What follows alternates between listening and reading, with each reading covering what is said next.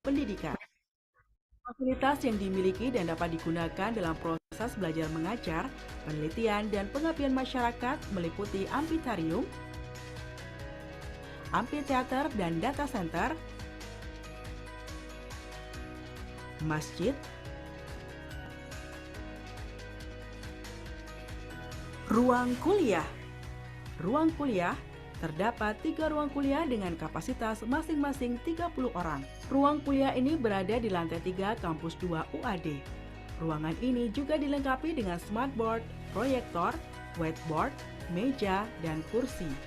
Setiap ruang kelas sudah ber-AC, sehingga menambah kenyamanan dosen dan mahasiswa selama proses perkuliahan berlangsung.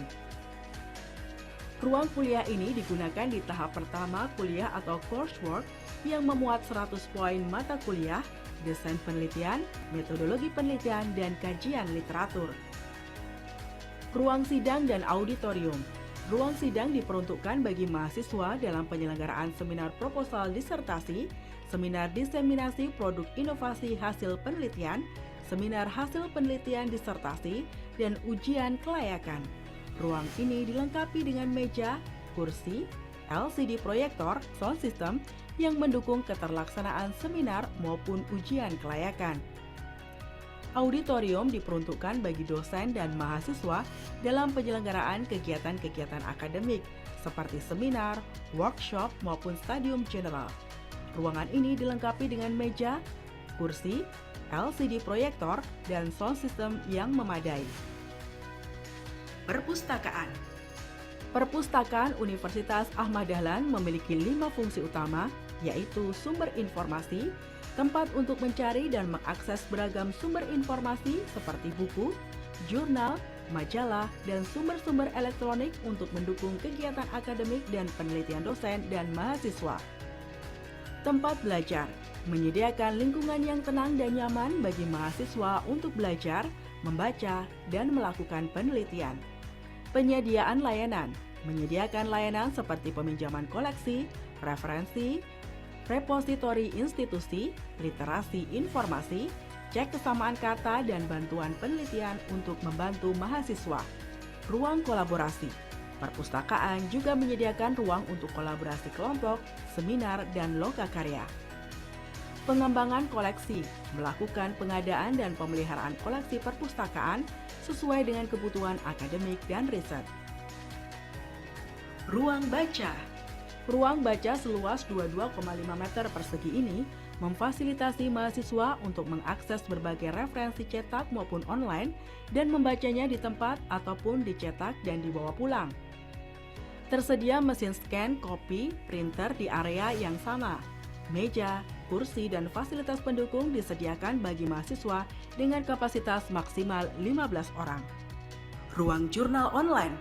Ruang jurnal online merupakan ruang yang mendukung pemanfaatan ruang baca dan dapat digunakan untuk mengakses jurnal berbayar yang telah dilanggan oleh Universitas Ahmad Dahlan. Ruang seluas 16 meter persegi ini telah dilengkapi 6 kursi dan meja yang representatif untuk penyediaan 3 komputer. Ruang belajar mandiri. Ruang belajar mandiri dilengkapi dengan pantry dan locker.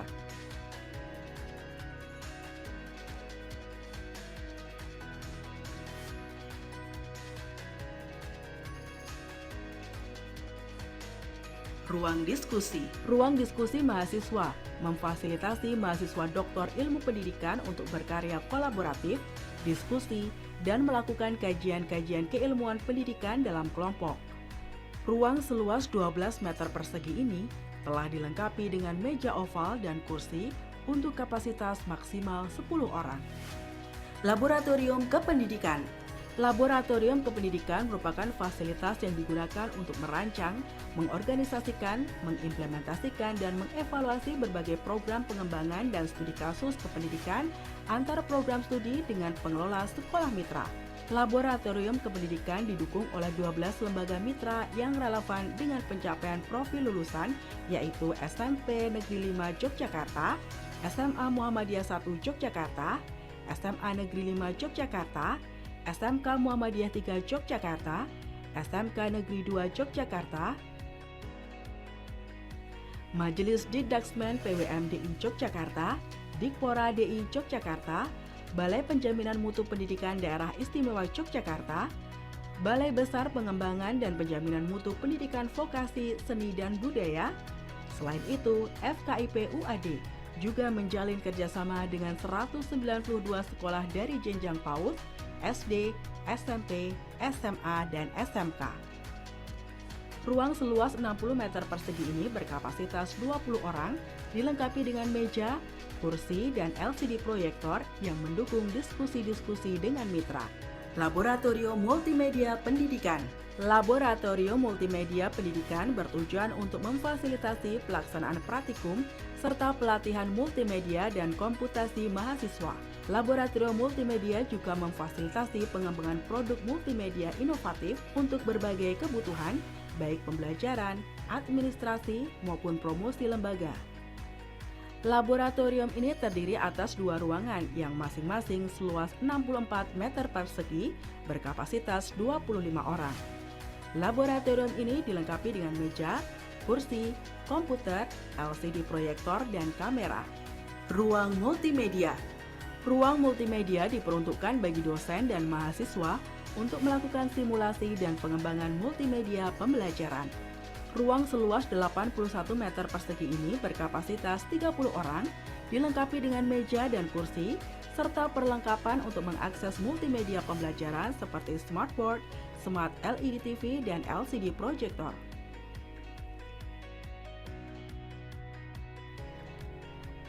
Laboratorium Komputasi dan Audiovisual merupakan laboratorium untuk pembelajaran dan penelitian dosen dan mahasiswa dalam pengembangan integrasi teknologi dalam pembelajaran fisika. Laboratorium ini terdiri dari ruang komputasi dan mini studio pembelajaran. Pada ruang komputasi digunakan untuk pengembangan berbagai jenis media pembelajaran inovatif yang didukung dengan perangkat komputasi modern. Pada ruang mini studio dilengkapi dengan ruang rekaman untuk pengembangan media pembelajaran fisika berbasis audiovisual. Laboratorium pendukung. Laboratorium Pendidikan Matematika merupakan tempat praktikum bagi mahasiswa yang akan mengembangkan media pembelajaran matematika yang berupa media manipulatif ataupun media berbasis teknologi informasi. Selain itu, laboratorium ini juga digunakan untuk keperluan penelitian atau pelatihan bagi mahasiswa maupun dosen untuk mengembangkan inovasi pendidikan dan pembelajaran matematika. Laboratorium Biologi dan Pendidikan Biologi mengintegrasikan praktikum di bidang biologi untuk dapat dilaksanakan di sekolah. Laboratorium ini digunakan untuk keperluan pengembangan praktikum yang sesuai dengan kurikulum pendidikan. Selain itu, laboratorium ini memberikan layanan pelatihan bagi guru atau siswa seputar praktikum biologi yang mungkin tidak diperoleh ketika sekolah. Laboratorium Fisika dan Fisika Pendidikan digunakan untuk keperluan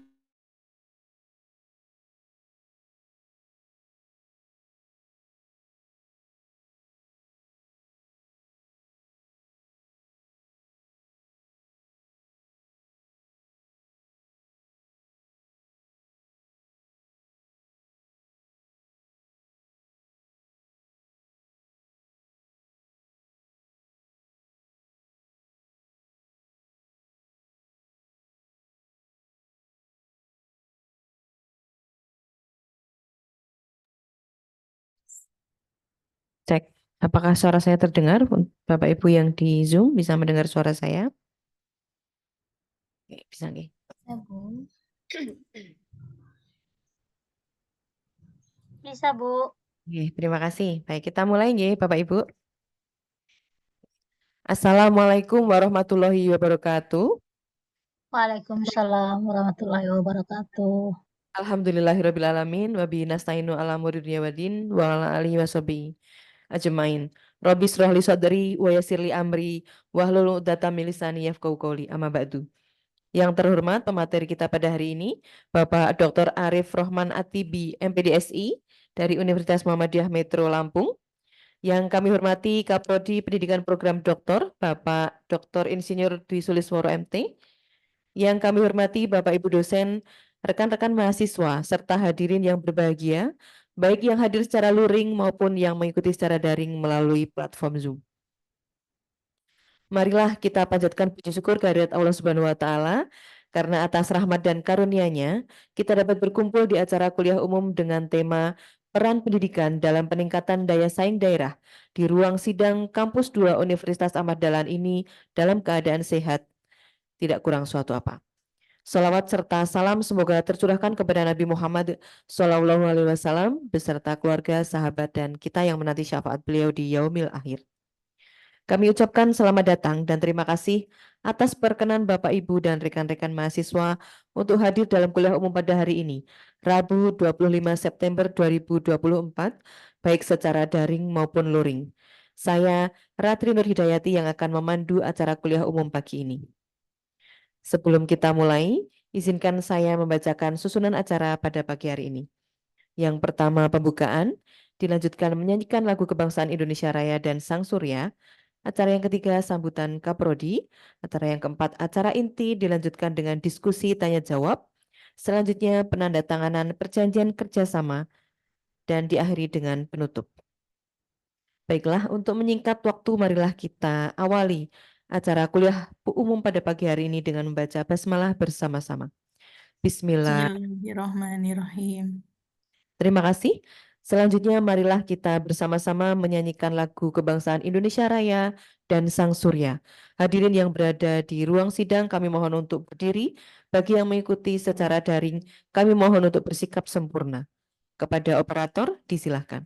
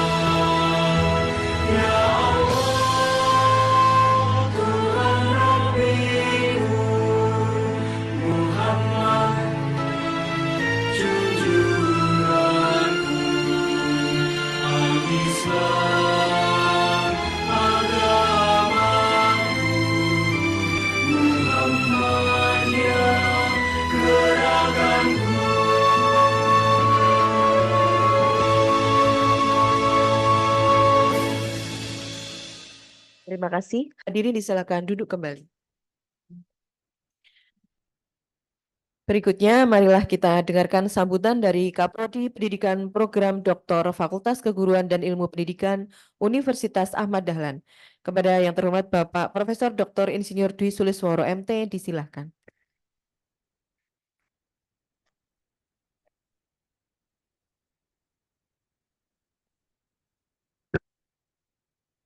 Assalamualaikum warahmatullahi wabarakatuh. Waalaikumsalam Waalaikumsalam. warahmatullahi wabarakatuh. Alhamdulillahilladzi arsala rasulahu bil huda wa dinil haq liyudhhirahu 'alad dini kulli wa kafa billahi syahida. Asyhadu an la ilaha illallah wahdahu la syarikalah wa asyhadu anna Muhammadan abduhu wa rasuluhu la nabiyya ba'dah. Allahumma sholli wa sallim wa barik ala Muhammad wa ala alihi wa sahbihi ajmain. Yang terhormat Bapak Dekan FKIP Universitas Muhammadiyah Metro, Bapak Dr. Arif Rahman Atibi, MPD SI, pakai SI ya? Masih pakai SI ya? Ya. Terima kasih sekali atas kehadirannya di kegiatan S3 Pendidikan UAD pada pagi hari ini. Dan yang kami hormati pula para peserta yang hadir baik di ruang sidang kampus 2 UAD maupun yang hadir secara daring ya dari berbagai penjuru. Ada lumayan banyak ini pesertanya, baik mahasiswa maupun bukan mahasiswa S3 pendidikan. Terima kasih atas atensinya untuk ikut dalam kegiatan ini.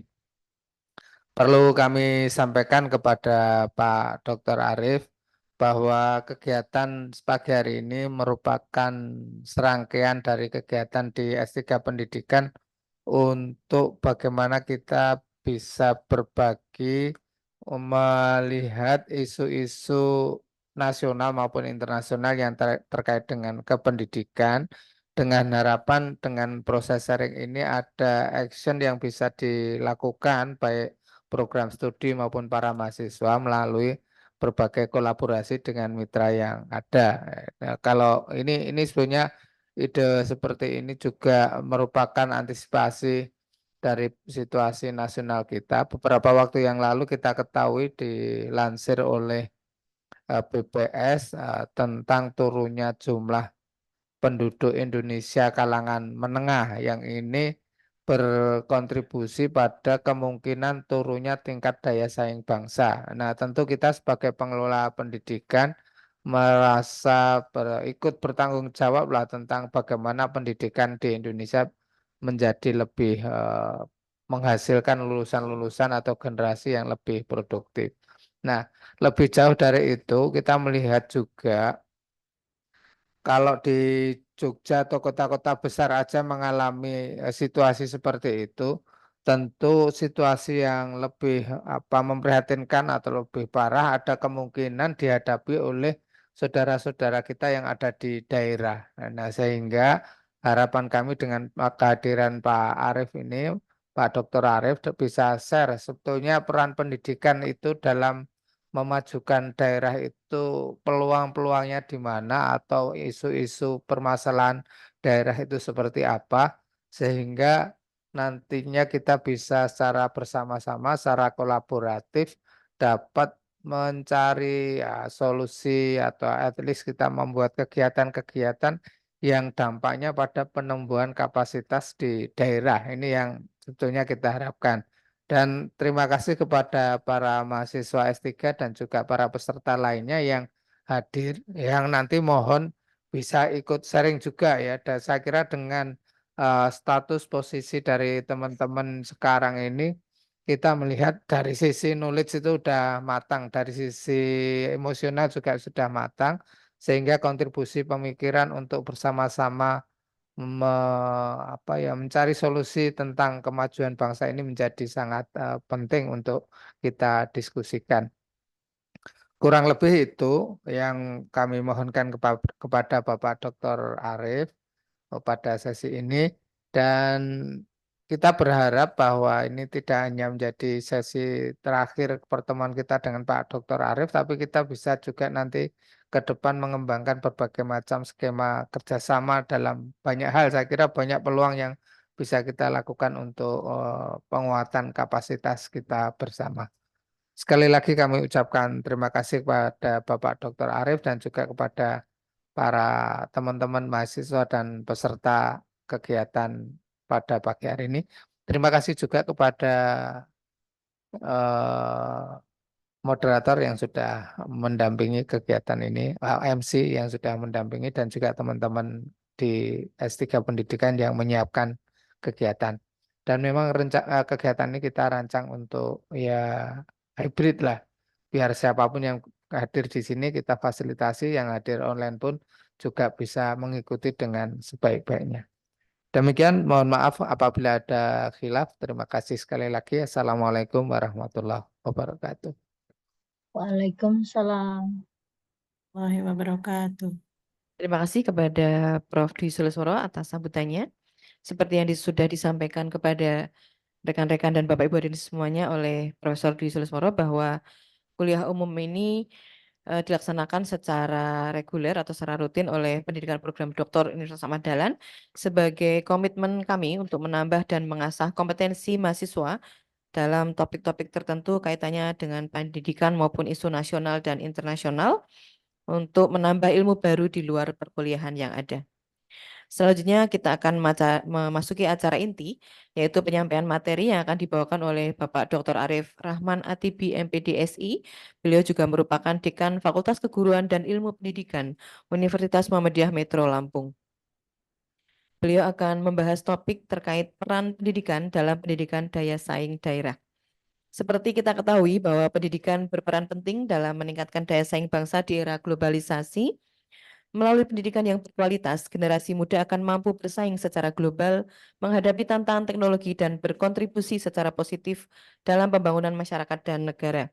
Dengan adanya kuliah umum ini diharapkan memberikan wawasan baru serta menginspirasi rekan-rekan mahasiswa dan Bapak Ibu sekalian untuk melihat pendidikan sebagai investasi jangka panjang, baik peluang, tantangan, dan strategi bagi kemajuan daerah masing-masing. Baik, perkenankan saya membacakan biografi singkat beliau, Bapak Dr. Arief Rahman Atibi MPDSI. Beliau merupakan Dekan Fakultas Keguruan dan Ilmu Pendidikan Universitas Muhammadiyah Metro Lampung periode 2023-2027. Beliau menempuh pendidikan S1 dan S2 di program studi pendidikan fisika Universitas Ahmad Dahlan dan melanjutkan S3 di Ilmu Pendidikan Universitas Negeri Yogyakarta. Berarti ini semacam reuni begitu ya Pak, kembali ke Jogja lagi. Beliau banyak meneliti terkait pendidikan fisika dan juga penerapan teknologi dalam bidang fisika dan mempublikasikan karya beliau di jurnal internasional bereputasi, serta melaksanakan pengabdian untuk mengoptimalkan potensi komunitas masyarakat. Sehingga beliau sangat berpengalaman terkait dengan memaksimalkan daya saing daerah. Gitu. Oke, baik bagi peserta yang mengikuti daring, silakan memanfaatkan fitur raise hand atau menuliskan pertanyaan di kolom chat yang tersedia selama paparan berlangsung. Pertanyaan-pertanyaan akan kami bahas pada sesi diskusi setelah paparan materi. Dengan duduk yang nyaman, serta menikmati snack yang sudah disiapkan, baik yang secara luring maupun secara daring, marilah kita belajar dari narasumber yang telah berpengalaman sehingga akan memperkaya hasanah pengetahuan kita khususnya dalam kaitannya pendidikan dan daya saing daerah. Baiklah Bapak Ibu yang saya hormati, marilah kita sambut bersama Bapak Dr. Arif Rahman ATP MPDSI. Kepada Bapak Dr. Arif Rahman disilahkan.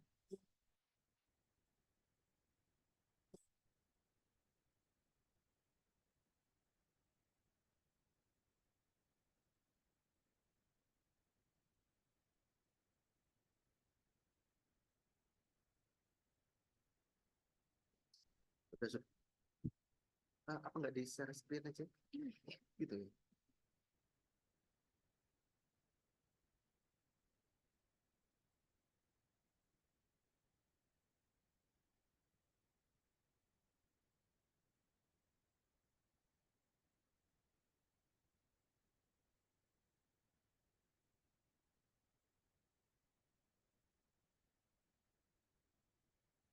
Assalamualaikum warahmatullahi wabarakatuh. Salam warahmatullahi Waalaikumsalam warahmatullahi wabarakatuh. Innal hamdalillah nahmaduhu wa nasta'inuhu wa nastaghfiruh wa na'udzubillahi min sururi anfusina wa min sayyiati a'malina. May yahdihillahu fala mudhillalah wa may yudhlil fala hadiyalah. Asyhadu an la ilaha illallah wa asyhadu anna Muhammadan abduhu wa rasuluh. Allahumma sholli ala Muhammad wa ala alihi wa sahbihi ajmain. Rabbi israh li sadri wa yassir li amri wahlul 'uqdatam min lisani yafqahu qawli. Amma ba'd. Yang terhormat guru kami ini Prof. Dwi Sulisworo, karena atas sumbangsih ide dan gagasan beliau, masukan beliau, kami bisa menyelesaikan disertasi. Terima kasih Prof. Secara langsung belum sempat Prof. Baru kali ini, walaupun kami berkali-kali ke Jogja, namun baru kali ini kami berkesempatan untuk langsung menyampaikan rasa terima kasih kami kepada Prof. Dwi Sulisworo. Yang kami hormati moderator pada kegiatan di pagi hari ini, yang insya Allah dimuliakan oleh Allah, para peserta kuliah umum, kuliah tamu di program S3 Ilmu Pendidikan, program studi pendidikan Universitas Ahmad Dahlan. Alhamdulillah pagi hari ini kami diberi kesempatan untuk bersilaturahmi secara hybrid, ada yang nyata, ada yang goib gitu ya. Ada yang via Zoom, walaupun saya lihat juga di sana ada dari Pringsewu, lebih dekat ketemu di Metro, namun justru saya yang ke Jogja, beliau tetap di Lampung gitu. Tak lupa salat serta salam mari senantiasa kita sanjungkan kepada uswasana kita Nabi Muhammad SAW, seorang pencerah yang semoga kita senantiasa diberikan kekuatan untuk menjalankan sunnah-sunnahnya. Beberapa waktu yang lalu itu Bu Dr. Ika menghubungi kami dalam rangka kegiatan ini, dan kebetulan dalam waktu yang tidak lama dari Bu Ika itu menghubungi kami juga ikut sosialisasi paparan dari BPS, Prof. Khususnya BPS Kota Metro tentang laporan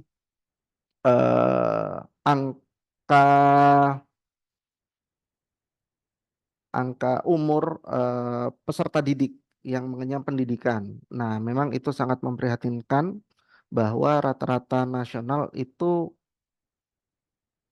kalau kita lihat rata-rata nasional itu belum semua warga masyarakat Indonesia di umur yang semestinya mereka mengenyam pendidikan itu mereka mendapatkan pendidikan yang layak. Nanti kita akan diskusikan di sesi ini mengapa hal itu terjadi, hingga kita coba petakan bagaimana seharusnya kita bersikap terhadap hal tersebut. Izinkan tadi sudah disampaikan oleh Ibu moderator bahwa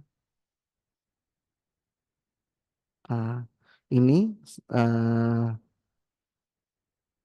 setelah lama jadi warga negara yang sekolah di negeri, tapi saya sarjana dan magisternya di luar negeri gitu ya.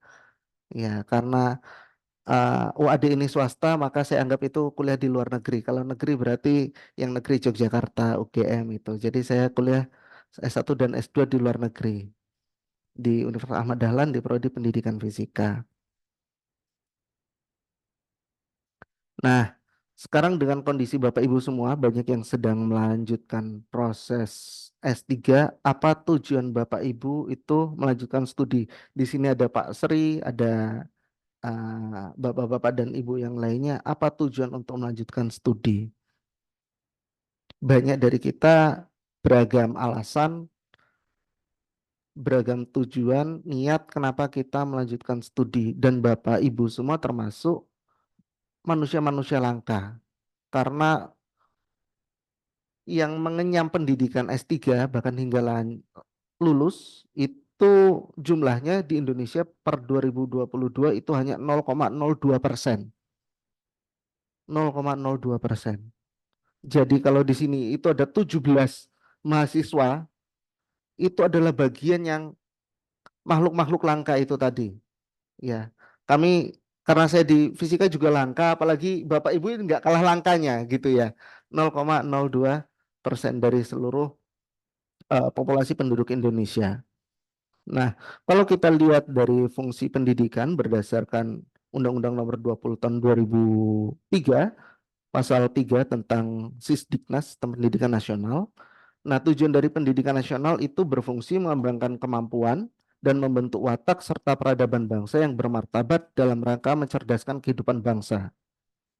Bertujuan untuk berkembangnya potensi peserta didik agar menjadi manusia yang beriman dan bertakwa kepada Tuhan Yang Maha Esa, berakhlak mulia, sehat, berilmu, cakap, kreatif, mandiri, dan menjadi warga negara yang demokratis serta bertanggung jawab.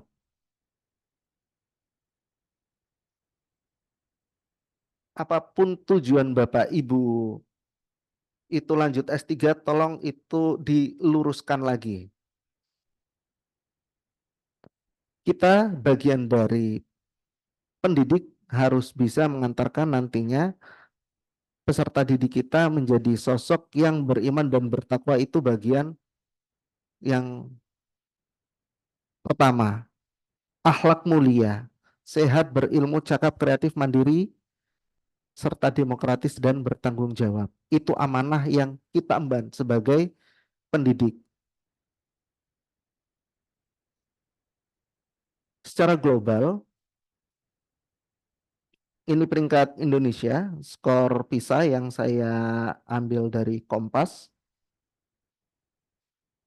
Indonesia berada di peringkat 61. Warna merah di sini menunjukkan kemampuan matematika peserta didik kita. Biru ini menunjukkan membaca dan hijau menunjukkan angka sains. Kita, jika dilihat dari negara-negara ASEAN, itu berada di atas Filipina, Kamboja. Tapi lebih banyak lagi yang di atas kita. Singapura, Vietnam, Brunei, Malaysia, dan Thailand. Ini hasil PISA 2022. Ini dari liga yang ada di ASEAN. Kita belum bilang Asia, bahkan dunia. Ya, kalau dari 81 negara potret dunia, kita berada di peringkat 63 dari 81. Kalau 81 itu dibagi 2, itu nanti ketemu di kisaran 40 dan 41. Lah, kita masih di 63. Masih di bawah rata-rata berarti.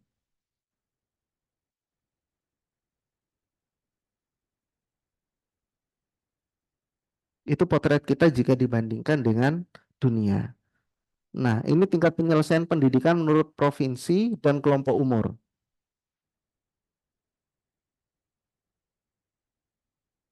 Jadi untuk kelompok usia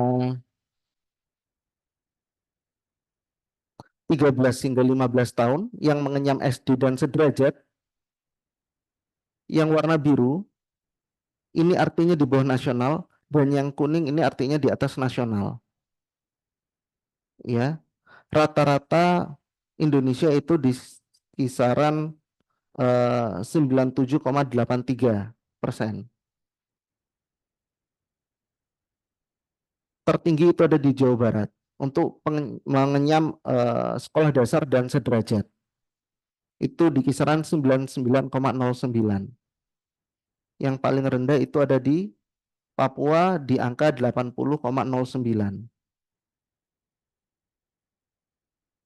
Dari sini sebarannya ternyata banyak provinsi juga yang ternyata anak-anaknya itu di bawah rata-rata untuk menyelesaikan sekolah dasarnya. Dan ini akan semakin menurun lagi seiring dengan jenjang pendidikannya. Ketika dia beranjak ke SMP, maka jumlah provinsi yang berada di bawah rata-rata nasional itu semakin banyak. Untuk SMP itu Yogyakarta menjadi provinsi dengan angka kelompok umur SMP atau sederajat yang telah menyelesaikan atau menempuh program SMP atau sederajat ini 97,02. Dengan rata-rata di Indonesia itu 90,44. Bisa lihat dari tren yang ada di sini. 97,83 penduduk Indonesia pada umur 13 sampai 15 tahun atau pada masanya itu dia bisa mengenyam pendidikan SD, tapi akan menurun ketika dia mengenyam pendidikan SMP-nya di umur 16 hingga 18. Bahkan di Papua itu hanya 67,12%. Untuk SMA jauh lebih turun lagi. Rata-rata penduduk Indonesia untuk kelompok umur 19 sampai 21 itu hanya 66,79% yang mengenyam pendidikan sekolah menengah baik atas maupun kejuruan yang sederajat. Madrasah aliyah juga seperti itu. Dengan Jogja itu angkanya paling tinggi di 89,69%. Tapi lihat semakin tinggi jenjang pendidikannya, semakin banyak provinsi yang ternyata angkanya di bawah rata-rata nasional.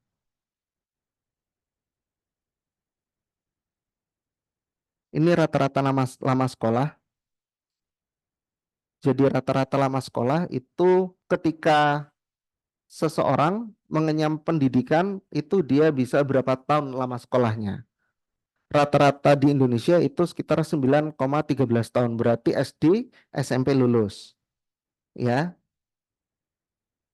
Kalau itu ditambah SD, SMP, ya. SD, SMP, itu belum sampai SMA ternyata. Rata-rata lama sekolah. Yang paling tinggi itu di DKI Jakarta 11,42.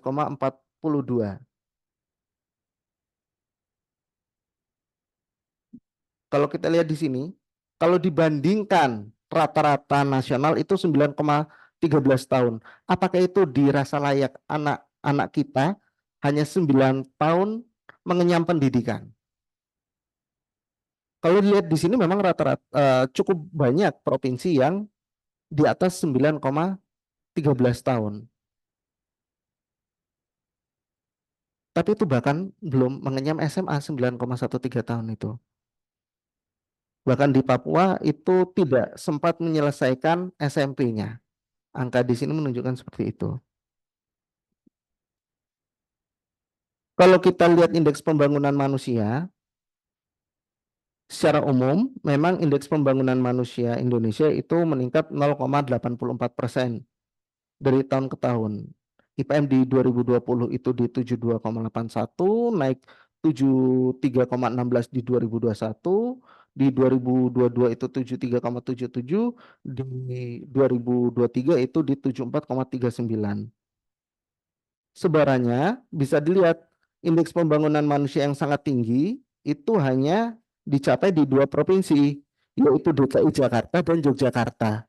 Kecil banget sampai nggak kelihatan ya warna biru pekatnya ya. Karena 2 provinsi ini memang kecil dari sisi luas area dibandingkan sama yang lain. Ya.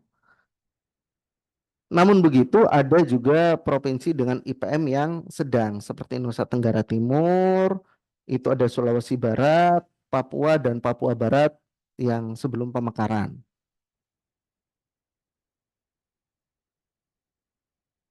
Ini indeks pembangunan manusia dan indeks pembangunan gender. Jadi kalau kita lihat di sisi sini ke arah sumbu X, itu ada kuadran 1, kuadran 2, kuadran 3, dan kuadran 4.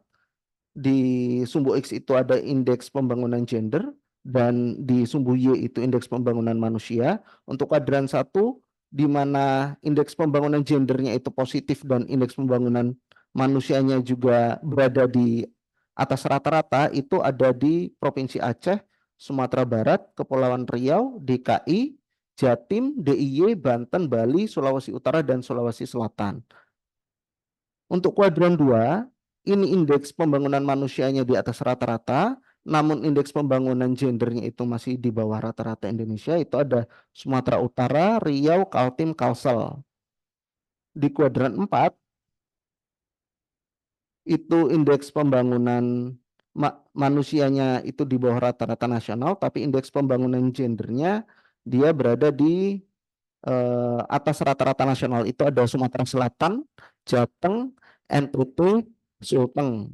Di kuadran 3 itu ada Jawa Barat, Jambi, Bengkulu, Bangka Belitung, Lampung, NTB, Kalbar, Kalteng, Kaltara, Sultra, Sulawesi Tenggara, Sulawesi Barat, Gorontalo, Maluku Utara, Papua Barat, dan Papua. Bahkan provinsi yang tempat saya diami dan saya upayakan itu sekarang berada di kuadran 3, di mana indeks pembangunan gendernya itu masih di bawah rata-rata nasional dan indeks pembangunan manusianya juga berada di bawah rata-rata nasional. Sekarang Bapak Ibu dari mana? Tersebar dari banyak daerah yang ada di Indonesia, coba dipetakan. Kondisinya gimana sekarang? Indeks pembangunan manusia dan indeks pembangunan gendernya. Ya. Apakah memang IPM-nya dan IPG-nya itu sama-sama positif? Ada yang positif, ada yang di bawah rata-rata, atau semuanya baik IPG maupun IPM-nya itu berada di bawah rata-rata. Di sini nggak ada yang negatif ya. Hanya di atas rata-rata atau di bawah rata-rata. Kalau negatif berarti ada penyusutan indeks pembangunan, itu justru jauh lebih bermasalah itu. Nah, ini tingkat pendidikan tertinggi yang ditamatkan penduduk usia 15 tahun ke atas menurut klasifikasi desa dan kota. 1,93 dari seluruh penduduk di usia 15 tahun ke atas di perkotaan itu tidak atau belum pernah sekolah sama sekali. Bayangkan di masa saat ini masih ada insan warga penduduk Indonesia yang sama sekali belum pernah mengenyam bangku pendidikan. Sama sekali belum merasakan pendidikan. Sedangkan di desa jauh lebih tinggi lagi angkanya, di kisaran 5,11%.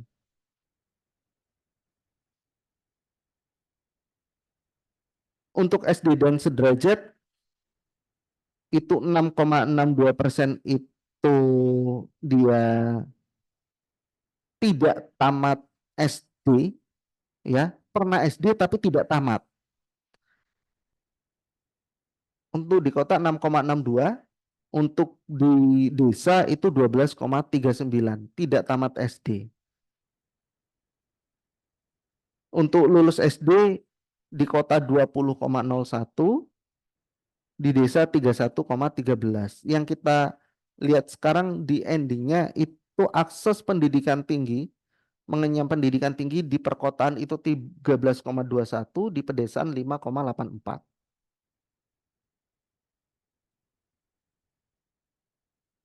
Potret akses terhadap pendidikan, ini kita belum lihat dari sisi kualitas ya, kita lihat dari akses bagaimana seseorang itu bisa mendapatkan pendidikan sesuai umurnya pun itu masih timpang antara kota dan desa. Nah, dari Badan Riset dan Inovasi Nasional BRIN itu ada 4 komponen yang digunakan untuk menilai indeks daya saing daerah. Yang pertama itu ada lingkungan pendukung, ada pasar, ada sumber daya manusia, ada ekosistem inovasi. Sekarang di mana posisi pendidikan?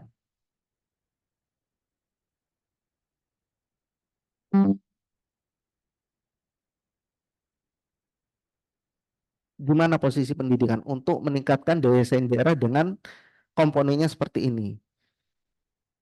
Ya, dari komponen 4 tadi, lingkungan pendukung, sumber daya manusia, pasar, dan ekosistem inovasi akan turun ke pilar-pilar yang ada antara institusi, infrastruktur, adopsi terhadap TIK, dan stabilitas ekonomi makro itu untuk lingkungan pendukung. Untuk sumber daya manusia itu diambil dari kesehatan dan keterampilan. Dari sisi pasar, indikator dari daya saing daerah itu ada pasar produk, pasar tenaga kerja, sistem keuangan, dan ukuran pasar. Dari ekosistem inovasi itu ada dinamisme bisnis dan kapabilitas inovasi.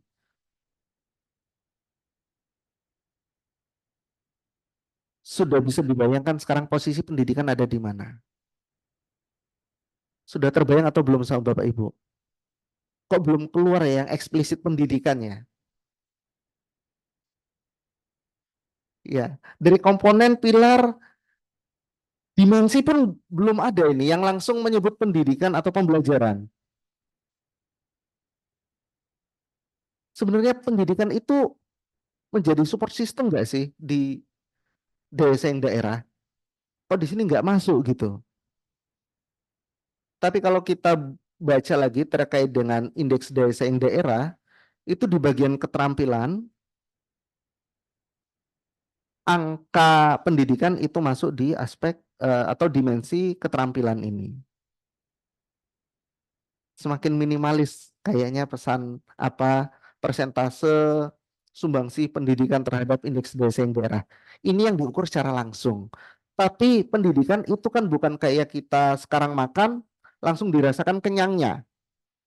Ketika kita minum hilang hausnya. Tapi impact-nya itu kadang nggak langsung kita rasakan. Seperti contoh adopsi TIK. Ini secara nggak langsung walaupun ini nggak masuk keterampilan tapi adopsi TIK ini dibekali dari proses pendidikan.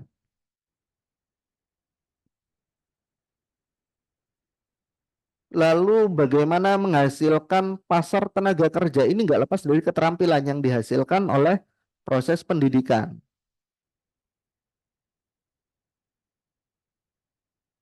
Kapabilitas inovasi ini pendidikan tinggi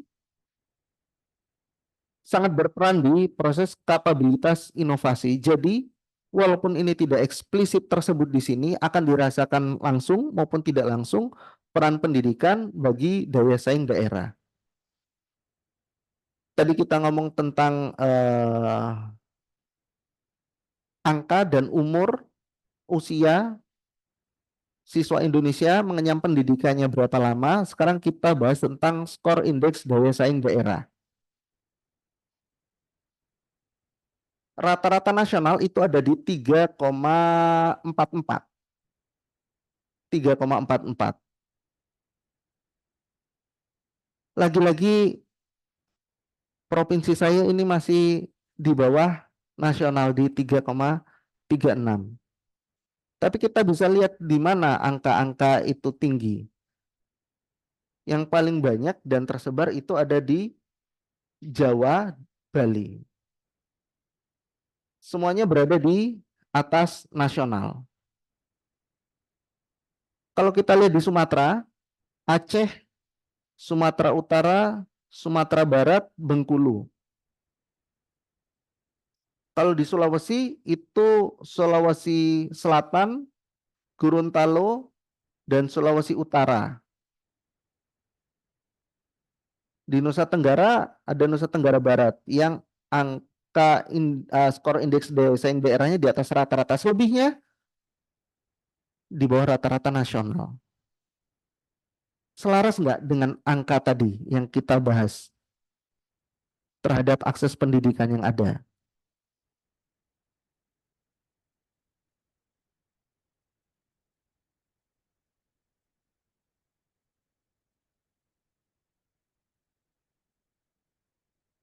Kalau kita lihat dari 4 pilar tadi memang provinsi-provinsi dengan banyak kota, banyak pusat pendidikan itu jauh lebih berdaya saing. Tapi apakah kita yang berasal bukan dari katakanlah kota yang lebih banyak berkecimpung di desa itu nggak bisa meningkatkan daya saing? Insya Allah bisa. Kita lihat lagi terkait dengan jumlah dan persentase penduduk miskin menurut pulau. Dikotominya tetap desa dan kota ya. Ini angkanya. Untuk di Jawa, untuk perkotaan itu 7,22% itu penduduknya masuk kategori miskin, sedangkan di desa itu 11,32. Jumlah dan persentase penduduk miskin menurut pulau yang diambil pada Maret 2024.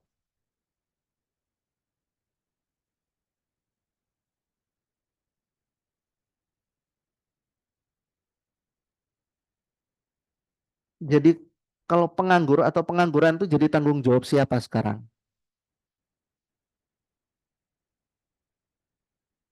Kalau kita mau meningkatkan daya saing daerah termasuk pasar tadi,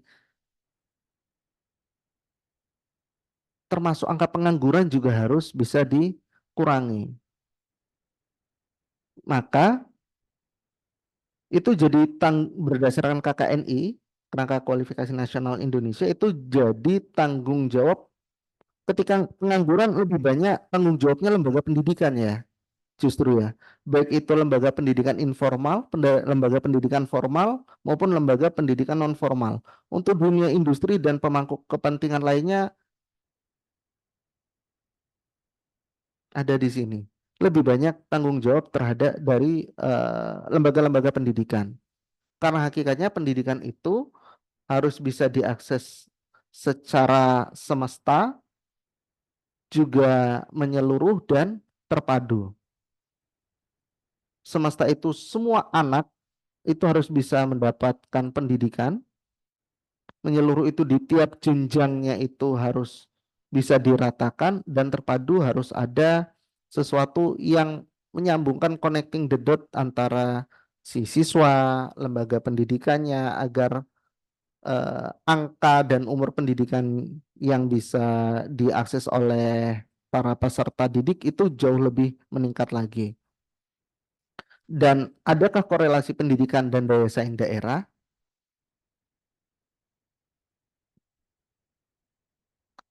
Kalau dari yang saya sampaikan tadi kira-kira ada atau tidak? Usia anak mengenyam pendidikan, berapa lama dia mengenyam pendidikannya, indeks daya saing daerah, angka kemiskinan, dikotomi desa dan kota, adakah korelasi pendidikan dengan daya saing daerah?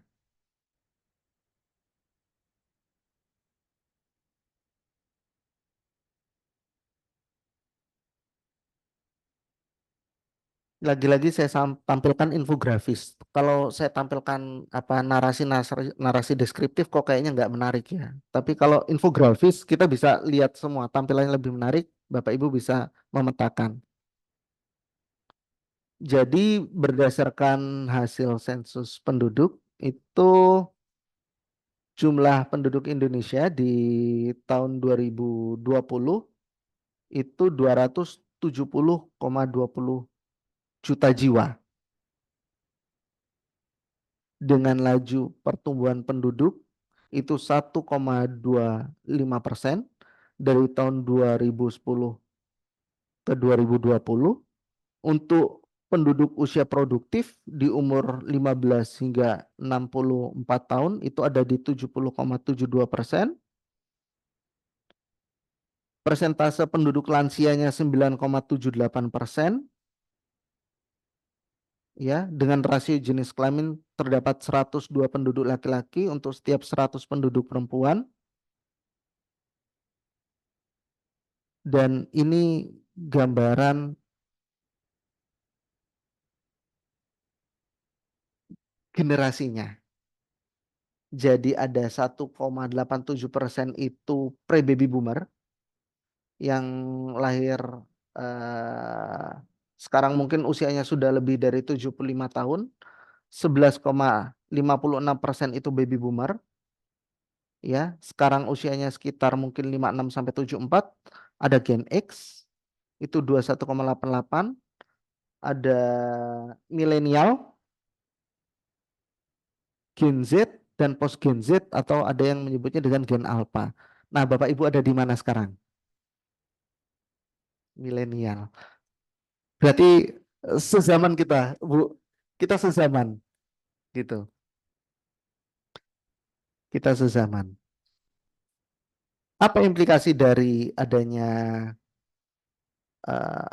perbedaan generasi ini adalah perbedaan bagaimana adaptasi mereka terhadap teknologi nantinya. Nah, kita lihat sedikit di tantangan disrupsi yang Bapak Ibu didik nanti itu bukannya nggak mungkin ya, minim kemungkinan yang Bapak Ibu ampu nanti adalah generasi milenial. Kecuali Bapak Ibu sekarang ngambil S3, ada kemungkinan nanti kepala sekolah, kepala dinas, guru-guru senior, itu ngambil program S3 dan itu mereka masuk generasi milenial. Kalau saya nggak tanya Pak Sri, iya, iya, saya nggak tanya Pak Sri karena insya Allah saya tahu jawabannya, gitu.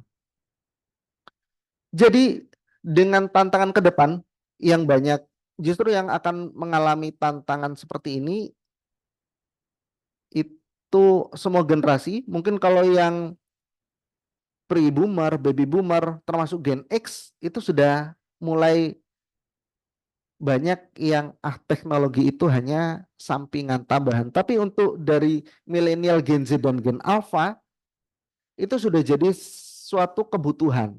Dulu yang teknologi itu masuk ke tersier, bahkan sekarang kita kayaknya lebih pilih ketinggalan dompet daripada ketinggalan HP. Ya Pak Surya, bayar apapun asal ada aktif mobile bankingnya, kris tinggal scan. Iya. Sekarang kalau kita ketinggalan dompet nggak bisa di-tap kan dompet kita di mana-mana ya. Tempat-tempat belanja merchant ada kris gitu, kita tempelin dompet kita nggak akan bermakna apapun.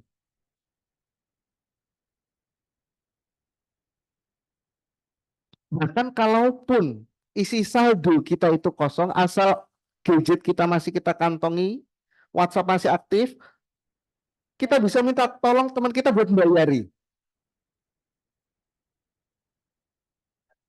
Nah, kalau dulu ada yang bilang orang-orang yang nggak setia itu adalah yang, mohon maaf, yang sudah berkacamata. Sekarang nggak berkacamata pun mulai nggak setia. Bangun tidur yang dicari bukan pasangannya, tapi HP. Nah,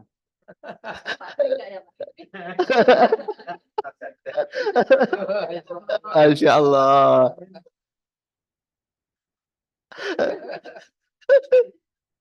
Iya, jadi adaptasi terhadap teknologi ini sangat penting. Kenapa?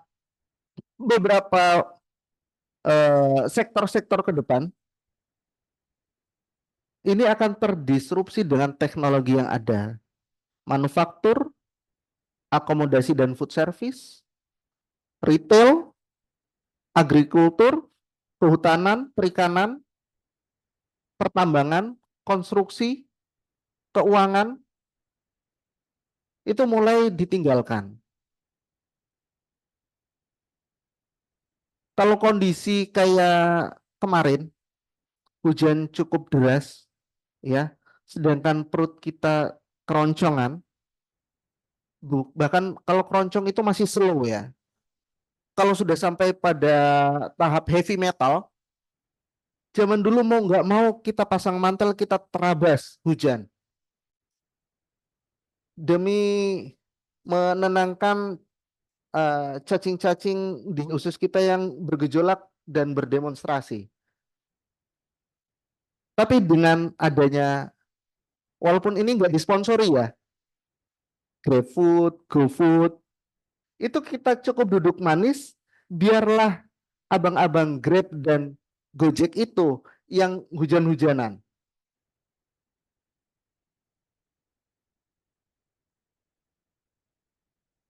Accommodation and food service. Lalu terkait dengan finance and insurance, keuangan. Nggak ada duit, sama kayak tadi, kondisi kayak kemarin, kita harus ke ATM, sekarang nggak perlu ngantri di ATM ya, asal ada saldonya, pakai QRIS, semua bisa. Terus kemana fungsi teller?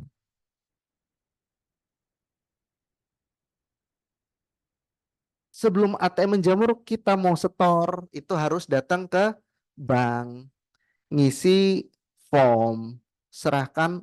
Kita mau naruh uang aja kita ngantri ya. Kita mau nitip, naruh uang di situ aja kita harus ngantri. Tapi sekarang ada store tunai yang cash, transfer pun kita nggak harus ke ATM. Sekarang tellernya ngapain? Lama-kelamaan peran itu akan berkurang, akan digantikan oleh kecerdasan-kecerdasan buatan. Semua digantikan oleh mesin. Kalau zaman dulu aja simbah saya masih heran, ya, saya masukin kartu kok keluarnya duit.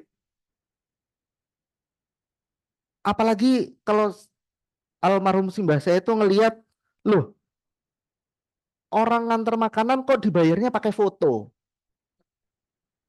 Lebih nggak logik lagi.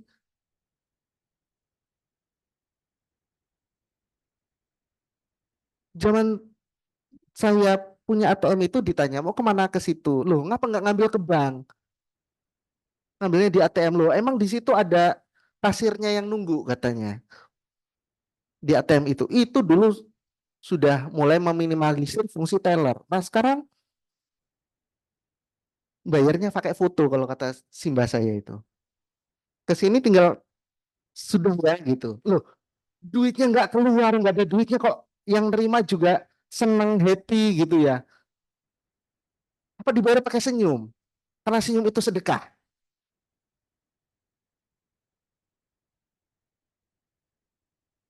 Itu tantangan disrupsi. Dan itu yang harus kita bekali ke peserta didik kita.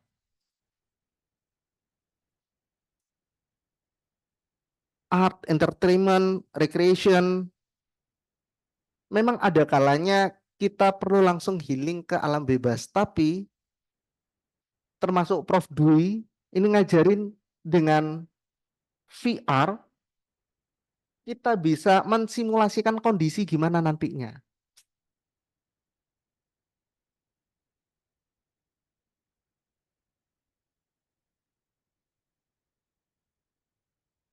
Administrative support and waste management. Saya nggak tahu sekarang pengurusan di kepatihan itu kayak gimana ya. Kalau dulu kita itu paling cepat dulu. Kita ngantri surat-surat semua 1 kali 24 jam itu sudah langsung keluar. Tapi itu kan masih paper base. Kayak sekarang mungkin kalau kami yang dosen itu kepangkatan udah nggak lagi nyetor-nyetor print-printan berkas, nanti dicek, udah semua ada sistem informasinya.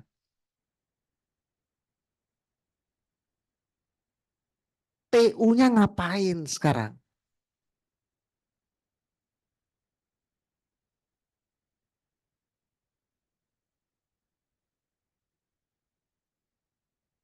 Tapi posisi Bapak Ibu sebagai bagian dari dunia pendidikan ini ada di sini.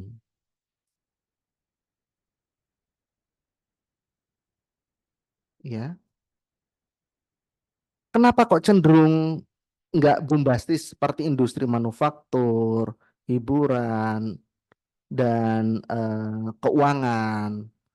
Kenapa masih di bawah rata-rata yang terancam itu, Bapak Ibu? Padahal sekarang apa-apa, kalau dulu itu Mbah Google itu paling sakti, sekarang ada ChatGPT, ya kan?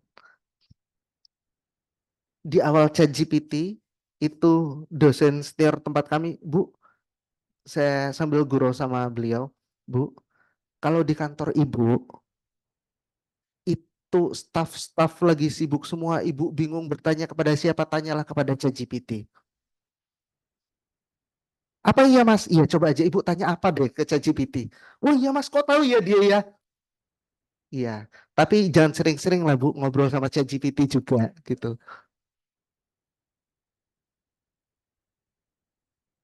Karena tadi tujuan pendidikan itu bukan sekedar knowledge, bukan sekedar pengetahuan, tapi juga ada unsur moral-moral, ada unsur adat dan kebiasaan yang juga harus bisa kita tanamkan.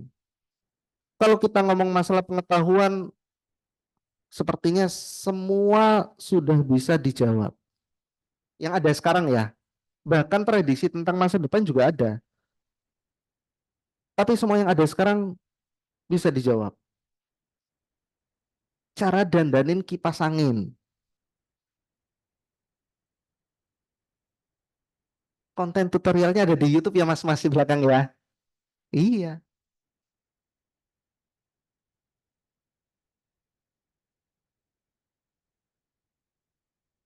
Tapi sekali lagi saya tekankan bukan cuma sekedar pengetahuan, pendidikan itu juga membangun nilai-nilai moral. Maka selagi yang Bapak Ibu lakukan itu bukan hanya transfer pengetahuan, tapi juga membangun nilai-nilai moral, terutama bagaimana peserta didik itu lebih dekat nantinya dengan keesaan Tuhan yang Maha Kuasa, Allah Subhanahu wa taala, itu jadi poin penting. Kalau masalah pengetahuan percaya deh, kalau Bapak Ibu yang sudah punya putra-putri, ada LKS ya, pakai Google Lens, bisa ketemu nggak jawabannya?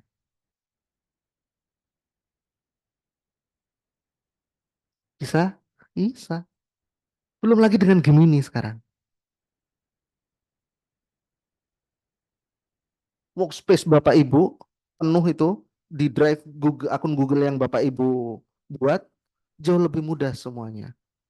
Kalau itu dikasih ke anak-anak tanpa dibekali moral, etika, AI akan menjadi bencana jika tidak diimbangi dengan moral dan etika. Tapi akan jadi senjata yang sangat ampuh jika moral dan etika para peserta didik itu sudah dibekali dengan seoptimal mungkin dan sudah menjadi habit atau kebiasaan dari mereka. Lalu apa yang bisa kita lakukan? Ini karakter tiap gennya, milenial, Gen Z, Gen Alpha. Kalau generasi milenial seperti saya tadi aktif di media sosial, pemahaman awal tentang aktivisme dan isu-isu sosial itu ada, dan yang jadi tantangan sekarang lebih mudah jari kita bilang share daripada baca dan telaah. Sering dapat WA ini ya, terutama jelang-jelang kayak gini pilkada segala macam gitu ya. Banyak yang sering, wah ini kok kontennya agak-agak nggak jelas ya. Bagi kita yang berpikir kritis harusnya itu cek sebelum share.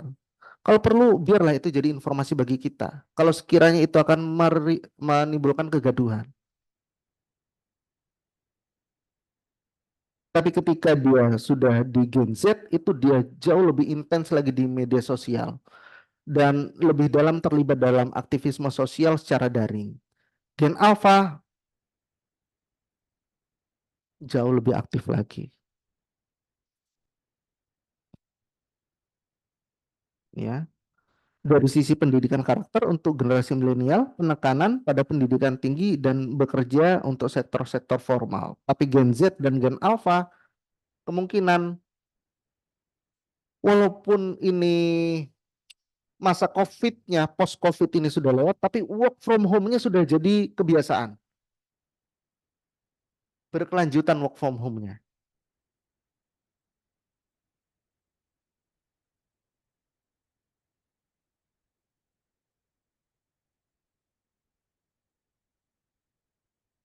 Dari masa ke masa, untuk kami yang ada di milenial, itu merasakan bagaimana menggunakan kartu pos, telepon rumah, handphone, bahkan sekarang kita sudah bisa melihat kondisi yang kita telepon, orang yang kita telepon, itu kami mengalami.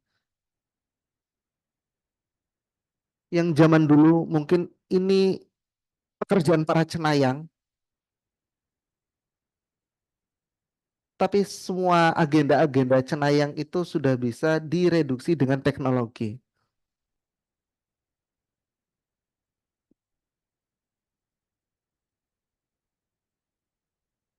Maka dengan adanya pergeseran generasi ini, dengan perkembangannya teknologi yang sangat pesat, ada transformasi kompetensi yang harus dimiliki kita sebagai pendidik untuk dibekalkan kepada para peserta didik kita. Yang pertama itu keterampilan digital, ada keterampilan interpersonal, teamwork, komunikasi, empati dan manajemen konflik, adaptif dan fleksibilitas, kreatif dan inovatif, serta kemampuan belajar yang berkelanjutan.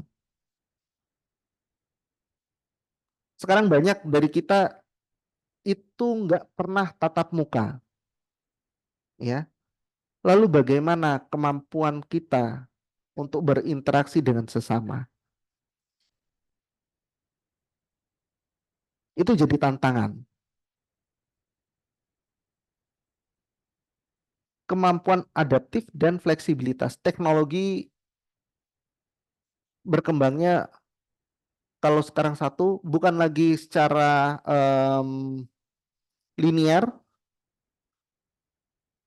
tapi mungkin sudah kuadratik bahkan eksponensial dia kalau dibikinkan grafiknya sekarang perkembangan teknologi.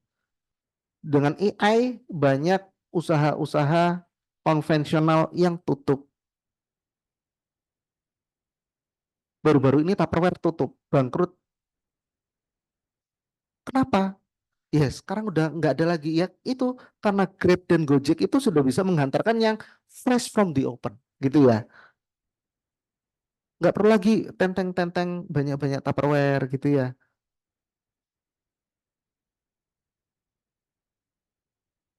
Produksi sepatu bata tutup.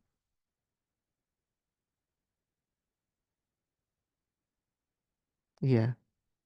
Padahal dulu yang merajai market nasional bata. Strategi promosi yang adaptif itu sangat dibutuhkan di dunia industri dan itu juga kita butuhkan di dunia pendidikan.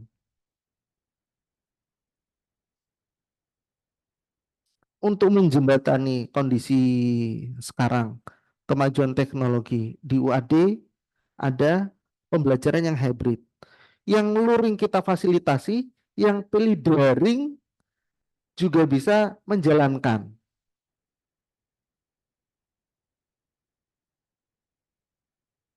Yang mau akselerasi maksimal bisa lewat sistem pembelajaran daringnya, LMS-nya, nggih, Prof.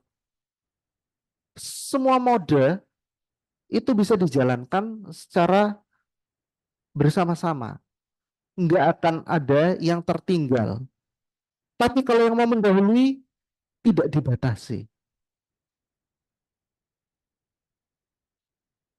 Itu potret kita sekarang sebagai seorang pendidik. Tantangannya ada, peluangnya ada, tuntutannya ada. Lalu bagaimana cara kita meningkatkan daya saing daerah melalui pendidikan? Yang pertama, perluasan terhadap akses pendidikan.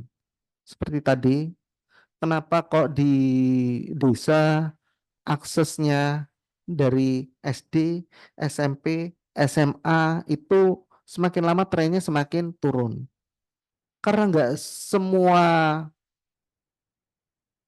desa itu punya SMP. Nggak semua desa, bahkan nggak setiap desa atau kelurahan itu punya SMA.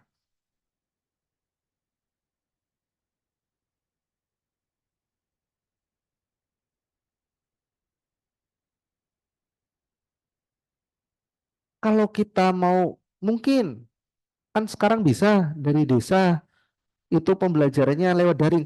Infrastruktur TIK-nya apakah sudah memadai di desa? Jadi tantangan tambahan. Lalu ada upaya peningkatan kompetensi guru. Terima kasih, contoh bagus dari Pak Sri. Mau meningkatkan kompetensinya dengan lanjut ke S3. Padahal adem ayem dengan serdiknya, S2, wah sudah nyaman. Di samping S3 saya yakin ada tuntutan lain, pengembangan diri yang lain dari guru-guru, ikut pelatihan sebagai tanggung jawab insentifnya. Tapi apakah kalau nggak ada tanggung jawab mengikuti pengembangan diri, guru-guru akan mengembangkan dirinya? Apakah akan ikut pelatihan-pelatihan yang berbayar?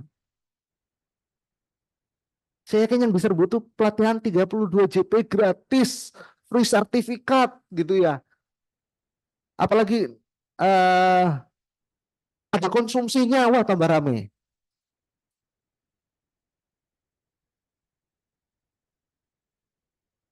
Kesadaran guru untuk mengembangkan diri itu juga penting untuk meningkatkan kualitas pendidikan yang berdampak pada daya saing daerah nantinya. Dan yang terakhir itu ada modernisasi sarana dan prasarana di pendidikan.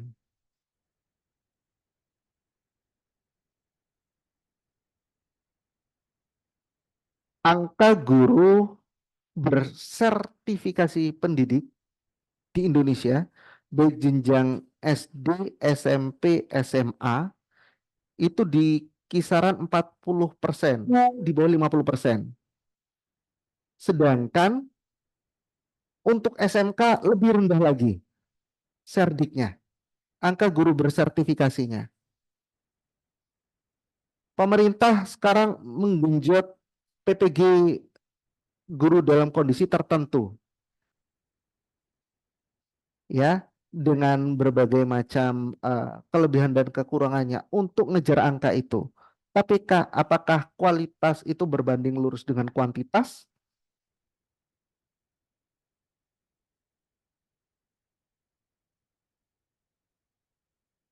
Apakah kualitas guru PPG yang ada misal di NTT sana itu sama dengan yang ada di Kulon Progo, yang ada di Bantul?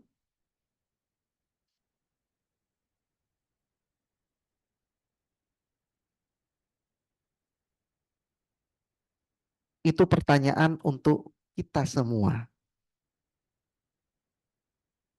Dan jadi bahan renungan kita bersama. Di akhir, izinkan saya untuk mengucapkan pantun. Ya, Bapak-bapak, ibu-ibu, nggak perlu dibuka mic-nya, nggak apa-apa, karena sepertinya sudah cakep sayanya. Ya, manis rasanya buah pepaya. Jikalau nikmat boleh dimakan. Cukup sekian paparan saya. Salah dan khilaf mohon dimaafkan. Terima kasih. Arigato, gracias, obrigado, merci. Wassalamualaikum warahmatullahi wabarakatuh. Waalaikumsalam warahmatullahi wabarakatuh. Terima kasih disampaikan kepada Bapak Dr. Arif Rahman Atibi atas penyampaian materinya yang sangat bermanfaat. Tadi sudah disampaikan kepada kita semua terkait data-data penting, baik data terkait usia, terkait peringkat Indonesia, dan juga terkait indeks daya saing daerah. Dan juga Bapak Dr. Arif menyampaikan, Bapak mohon izin sekalian kalau ngersake unjukan atau snack. Ya, nggih. Dan Bapak Dr. Arif juga menyampaikan tidak semua beruntung mengenyam pendidikan. Nah, kita yang makhluk langka 0,02% ini perlu bersyukur ya Bapak bisa mengenyam pendidikan dengan sampai jenjang tertinggi yaitu sampai jenjang S3 dan kita perlu bersyukur dengan apa ya menerapkan ilmu yang sudah kita peroleh dan berkontribusi terhadap peningkatan daya saing daerah masing-masing. Oke, kalau boleh mengutip kata-kata Nelson Mandela bahwa education is the most powerful weapon which you can use to change the world. Tadi Pak Dr. Adi juga menyampaikan bahwa teknologi tanpa adanya pendidikan moral, value itu akan menjadi musibah, tapi teknologi dan pendidikan dengan adanya nilai-nilai moral bisa menjadi senjata yang luar biasa, begitu nih Bapak Ibu. Baik, kita akan beralih ke sesi tanya jawab dan juga diskusi. Namun saya perlu mengingatkan kepada para hadirin yang hadir secara daring, jangan lupa untuk mengisi presensi yang ada di kolom chat Zoom, karena nanti akan dikirimkan sertifikat melalui email yang Bapak Ibu bisa mengisinya di form presensi tersebut. Kami persilakan kepada Bapak Ibu yang hadir secara luring di kampus 2 ini maupun secara daring untuk mengajukan pertanyaan. Dari yang luring dulu, ada yang mengajukan pertanyaan? Oke, Pak Srianto. Oke, baik. Yang daring sebentar ya, dari yang luring dulu. Panitia bisa memberikan mikrofon?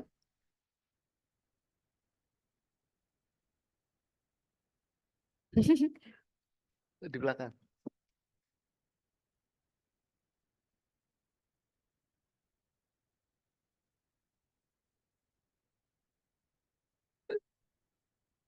Oke, oke, boleh. Atau menggunakan ini, Bapak? Supaya masuk. Bismillah.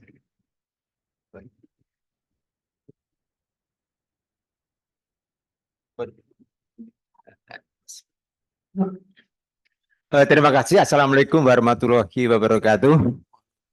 Yang kami hormati Bapak Prof. Dwi, yang kami hormati Bapak Dr. Pak Arif, yang kami hormati Bu Ratri, yang kami hormati rekan-rekan semua yang tidak bisa kita sebut satu persatu. Alhamdulillah pada pagi hari ini kita bisa bersama-sama menimba ilmu. Alhamdulillah Bapak Ibu semuanya, pagi hari ini saya seperti bermimpi ya ketemu Dr. Arif ya, teman kita. Ternyata salah satu dari produk lulusan UAD itu ya seperti itulah, sangat membanggakan. Dari kampus UAD sendiri saya baru sadar bahwa pagi hari ini ada rekan kami yang sangat mempunyai potensi yang tinggi sekali. Selain pendidikan, beliau juga bisa menimba ilmu dari beberapa segi, yang dari segi dari beberapa yang menimba daerah-daerah yang ada di Indonesia yang sudah dikembangkan. Dari saya juga salut tadi dari produk lulusan SD, SMP, SMA, dan sampai perguruan tinggi. Saya sadar bahwa kita itu perlu dan harus menimba ilmu sebanyak mungkin, karena belajar itu merupakan investasi masa depan ya. Bapak Ibu yang kami hormati, pertanyaan saya pribadi, saya berpikir bahwa di Indonesia itu kan sudah digalakkan belajar 9 tahun. Ternyata saya juga berpikir itu kok ada beberapa yang belum merata tadi. Saya juga berpikir, oh berarti kita itu, dan tadi yang disampaikan Bapak Dr. Arif tadi sebagai penanggung jawab kelembagaan, Pak ya, lembaga itu. Pertanyaan saya, bagaimana solusinya untuk melengkapi kekurangan pendidikan seperti itu, karena kita kan akan menempuh tahun 2045 ya. Tadi ada pendidikan yang SD-nya saja tidak lulus, terus SMP-nya saja hanya berapa persen, dan seperti itu. Mohon pencerahannya dan bagaimana kita sebagai salah satu tanggung jawab untuk mencapai ke arah situ. Terima kasih. Assalamualaikum warahmatullahi wabarakatuh.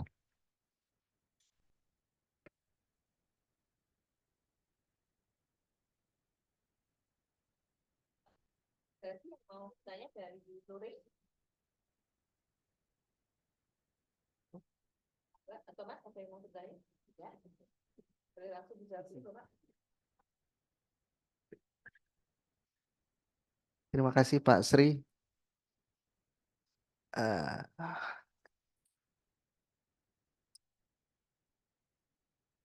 Sebenarnya ini kayak kita ngomongin, kalau dibilang kita kekurangan dana memang iya, kelebihan dana jelas enggak, gitu ya. Di amanah konstitusi itu kan anggaran pendidikan itu seharusnya sekitar 20%-an dari APBN. Tapi apakah 20% itu pure digunakan untuk dunia pendidikan?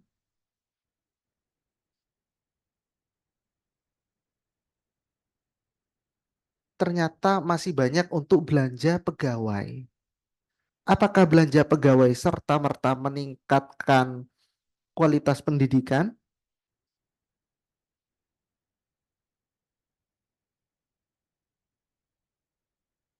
Gaji guru, Serdik, makanya saya tadi sempat bilang terkait dengan Serdik, apakah kompetensi, walaupun memang harus ada penghargaan terhadap guru-guru yang berkompeten, itu wajib ada. Tapi apakah itu diukur dari 20% itu, belanja pegawai itu?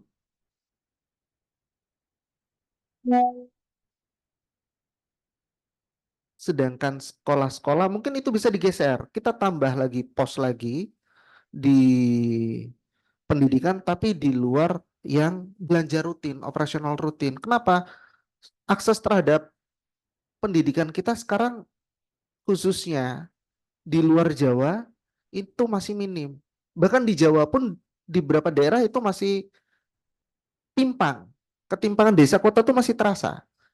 Itu kita ngomongin Jawa, belum lagi yang luar Jawa. Ditambah lagi tantangan kita sekarang banyak yang bilang pendidikan itu nggak penting. Kalau sudah bisa cari duit, untuk apa nimba ilmu tinggi-tinggi? Apakah tujuan pendidikan itu untuk cari duit?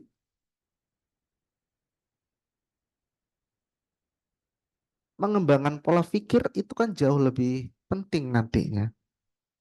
Yang saya bilang tadi, pendidikan itu nggak kayak kita sekarang makan, langsung terasa kenyang, kita minum dahaga hilang. Nah, di 2045 dengan bonus demografi yang kita harapkan itu jadi Indonesia emas, kalau kompetensi-kompetensi yang harusnya dimiliki dengan akselerasi melek TIK yang juga berimbang dengan akhlak dan moral yang tinggi, ya, kalau itu bisa kita selaraskan, Indonesia emas insya Allah bisa dicapai. Tapi kalau enggak, bonus demografi itu bukan bonus justru. Secara populasi oke, tapi secara pendidikan mungkin kalau kita tidak ada tips terhadap itu, angka pengangguran tinggi. Kalau angka pengangguran tinggi apa? Kriminalitas pasti tinggi nantinya.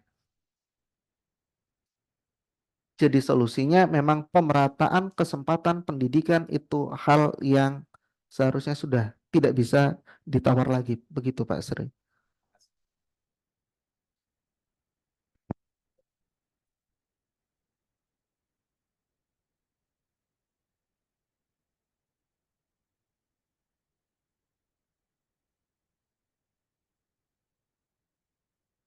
Baik, kita beralih ke pertanyaan dari Zoom. Ya. Ada dari Ibu Sari Mahanani. Eh, nggih. Pertanyaan Bu Sari adalah terkait daya saing daerah, bercermin dari lingkungan saya mengajar, daya saing anak-anak usia SMP di kelas masih sangat minim. Hal ini saya lihat merupakan salah satu dampak anak-anak mengenyam pendidikan selama lebih dari 2 tahun belajar daring dari rumah. Pertanyaan saya, bagaimana kami meningkatkan daya saing anak-anak mulai dari tingkat kelas atau sekolah terlebih dahulu sehingga daya saing di tingkat daerah ikut meningkat? Terima kasih sebelumnya. Kemudian ini ada pertanyaan juga dari Bapak Jailani. Bapak Jailani merespon data literatur yang tadi Pak Dr. Arief sampaikan. Nah, pertanyaannya adalah bagaimana merespons pendidikan yang ada di daerah 3T yang saat ini mengalami penurunan akses pendidikan atau turunnya motivasi belajar siswa saat ini. Salam hormat dari Bapak Jailani. Itu pertanyaan dari ruang Zoom, Bapak. Ya. Terima kasih Ibu Sari Mahanani dan Bapak Jailani. Apa ya? Kalau kita bilang kemarin COVID itu membawa pengaruh buruk, iya. Pengaruh baik juga ada. Pengaruh buruknya memang ada 1 angkatan, 2 angkatan, bahkan berdampak ke 4 angkatan, itu yang angka literasi, numerasi, sainsnya itu benar-benar hancur. Bukan hancur sih ya. Kalau kita lihat di PISA tadi, angka kita kalau dibandingkan negara-negara lain, itu peringkatnya naik. Peringkatnya naik tapi nilainya turun. Gimana itu cara menjelaskannya ya? Peringkatnya naik tapi nilainya turun. Peringkatnya naik karena tidak semua negara itu bisa menyikapi COVID dengan baik. Turun karena memang asesmen yang sebelumnya kita lakukan secara luring, secara intensif itu berganti dengan adaptasi kebiasaan baru. Tantangannya sekarang, kalau di SMP itu ya berarti dari bekal SD-nya. Anak SMP tantangan membacanya itu angkanya rendah ya. Maka pemerintah sekarang ada istilahnya PDM untuk percepatan transformasi pembelajaran untuk upaya meningkatkan angka literasi dulu yang coba digalakkan dengan buku bacaan bermutu. Di bawah Direktorat Sekolah Dasar itu ada program seperti itu, jadi beberapa sekolah itu dipetakan yang angka asesmen kecukupan nasionalnya itu rendah, itu akan diberi treatment, ditandai, akan diberi buku bacaan bermutu 1, lalu bekerja sama dengan perguruan tinggi setempat itu akan didampingi bagaimana guru-guru di sana itu bisa memanfaatkan buku bacaan bermutu tersebut. Terkait dengan itu kan mungkin hanya menyelamatkan yang ada sekarang, tapi yang kemarin 2 angkatan mengalami COVID memang kerja keras dari Bapak Ibu semua, nggak ada cara lain sambil kita coba beradaptasi dengan kebiasaan baru ini yang tadinya harus tatap muka. Waktu itu kita bahkan nggak sempat mendampingi anak yang SD harusnya sudah bisa baca karena tidak ada lagi istilahnya tinggal kelas, bahkan tidak harus lulus, wajib lulus, maka mereka naik ke SMP ya. Kami harap Bapak Ibu semua memang memberi pendampingan yang lebih. Jangan sampai masalah ini berlarut hingga SMA justru. Paling enggak apa yang bisa kita lakukan seoptimal mungkin mengatasi masalah itu ketika di SMP kita minimalisir supaya kalau gurunya saja sudah merasa capek capek ngeladenin siswa-siswa SMP ini dibiarkan, maka makin lama masalahnya semakin besar di SMA. Guru-guru kayak Pak Asri ini tambah mumet lagi nanti, tambah bertumpuk masalahnya gitu. Jadi mohon kesabaran dari Bu Sari ya, untuk bisa eh, berkomunikasi dengan segenap guru. Kalau sebenarnya kan ada yang namanya lesson study ya. Bagaimana guru itu mengembangkan keprofesian itu bukan cuman dari sisi asosiasi, tapi di asosiasi itu akan diskusi. Ketika ada anak kemampuan literasi, numerasi, dan sainsnya rendah di MGMP, misal ibu ada di MGMP pendidikan IPA di kabupaten kota ibu, itu kan bisa saling sharing pengalaman dan praktik baik di sekolah lain. Saya yakin kalau di satu kabupaten kota ada potret seperti itu, satu siswa seperti itu sangat dimungkinkan di sekolah lain juga ada kondisi yang serupa. Tinggal bagaimana treatmentnya. Kita ambil praktik terbaik untuk mengurangi gap yang ada. Seperti itu Bu Sari. Lalu untuk Pak Jailani ya. Pak Jailani di 3T, saya nggak tahu kayaknya sekarang gaungnya 3T itu berkurang ya. Kalau dulu ada contoh sosok figur dari anak-anak muda yang diterjunkan ke 3T. Wah, ternyata Mas ini wawasannya luas. Kalau di tempat kami itu ada daerah namanya Ulu Belu. Itu di Tanggamus, arah dalam mau ke Lampung Barat itu. Di sana ada beberapa mahasiswa yang diutus, ada dari pernah mengenyam pendidikan di UM Metro, Universitas Lampung, itu ke sana jadi potret baik. Wah, kalau kita mau berwawasan luas maka kuliah. Kalau kita mau pikirannya terbuka, lanjutkan sekolah, jangan putus sekolah.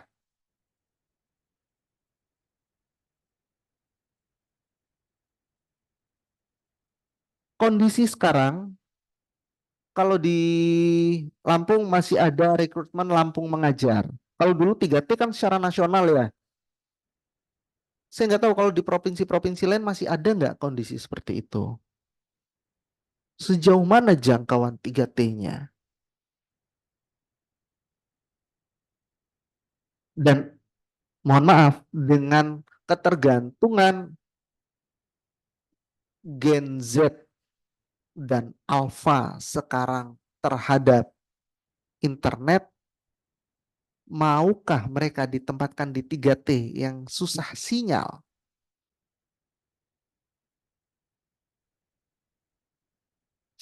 Sedangkan posting Instagram itu jadi kebutuhan primer bagi mereka. Sambil makan posting. Ya, mau berangkat naik motor posting. Sampai kampus posting. Siap nggak? Butuh kebesaran hati baik dari pemangku kepentingan maupun ego dari rekan-rekan yang ada di Gen Z dan Alpha sekarang untuk bisa terjun ke 3T. Kayaknya sekarang memang gaungnya kurang, jadi tantangannya 3T nggak ada contoh figur atau sosok di sana yang bisa jadi potret. Oh, saya nanti kalau kuliah nih kayak gini loh. Apapun yang ditanya siap. Suruh jadi imam bisa. Suruh ngajar jalan. Bimbing ngaji oke. Nyusun batu buat underlah jalan dilakoni. Kurang hebat apa yang ditempatkan di 3T itu ya. Mungkin itu Pak Jailani dan Bu Sari, mohon maaf jika ada yang kurang dari jawaban saya. Baik, terima kasih Pak Dr. Arief atas jawaban yang sangat komprehensif, praktis, dan juga sesuai kondisi lapangan. Betul, kalau dulu ada SM3T, sarjana mengajar 3T, salah satunya untuk syarat memperoleh sertifikasi guru kalau dulu. Sekarang sudah tidak ada lagi. Penempatan PPG itu juga dulu ada SM3T itu sebagai prioritas, tapi sekarang memang betul tidak terdengar lagi gaungnya. Jadi apa ya, kita harus siap dengan adanya dinamika seperti ini. Terus yang Bu Sehari tadi juga betul yang disampaikan ada tambahan literasi nggih, dan juga kolaborasi dengan kolega ataupun dengan mungkin juga orang tua atau pihak-pihak pemangku jabatan di sekolah. Nggih, karena kadang-kadang di sekolah itu anak-anak jam 7 sampai jam 2 nggih, sampai sore, tapi orang tua kebanyakan sudah mempercayakan anaknya. Jadi, "Loh, ini gimana gurunya ngajarnya?" Padahal lebih banyak waktunya ada di rumah untuk anak-anak. Ini juga masih menjadi PR kita. Baik, Bapak Ibu, ada yang mau bertanya lagi dari dari Zoom? Boleh menuliskan di chat atau oke, oke. Oke, betul. Baik, ini direspon oleh Bu Sari. Terima kasih Bapak lebih termotivasi dan sabar menghadapi anak-anak. Betul. Selain sabar juga ibu harus bahagia ya. Kalau nanti ibu bahagia itu nanti mengajarnya juga anak-anak akan tertular bahagia. Bahagia itu katanya harus diciptakan itu. Menurut Prof. Dwi begitu Bu. Dan juga Bu Ika. Oke. Kemudian respon dari Pak Jailani adalah betul, terima kasih Pak Arief. Data terbaru kemarin baru dibahas oleh PSKP Kemdikbud. Saat ini baru dicanangkan program atau kebijakannya. Karena beliau ikut pada forum VELT 2024 yang diselenggarakan oleh Kemdikbud. Betul sekali Pak Jailani. Dengan mengikuti berbagai forum ini kita akan memperoleh pengetahuan atau wawasan terkait kebijakan terbaru sehingga kita nanti ketika menjadi guru atau menjadi agen pendidikan di masyarakat bisa mengambil sikap atau bisa bisa mengambil sikap atau bisa berkontribusi sesuai dengan kondisi di lapangan maupun sesuai dengan kebijakan dari pemerintah. Oke. Ada pertanyaan lagi Bapak Ibu? Kalau sudah dirasa cukup sesuai dengan rundown itu 10.45 memang sudah selesai diskusinya, kita cukupkan dan kita beralih ke susunan acara berikutnya. Terima kasih atas pertanyaan Bapak Ibu dan juga terima kasih atas jawaban Pak Arief yang sangat komprehensif dan juga memotivasi bagi Bapak Ibu para hadirin sekalian. Selanjutnya adalah acara penandatanganan perjanjian kerjasama. Kita akan menyaksikan penandatanganan perjanjian kerjasama antara FKIP Universitas Ahmad Dahlan dan FKIP Universitas Muhammadiyah Metro Lampung. Kami undang perwakilan dari kedua belah pihak untuk menuju ke meja penandatanganan. Bisa di depan sini nih. Bisa dibantu Mbak Nabila atau Mbak Idri, Mbak Wiwi. Mbak Idri ya betul. Mirip Pak. Jilbaban semua soalnya. Oke, baik. Tim dokumentasi mohon bantuannya untuk mendokumentasikan momen penting ini nggih. Ya. Boleh maju aja.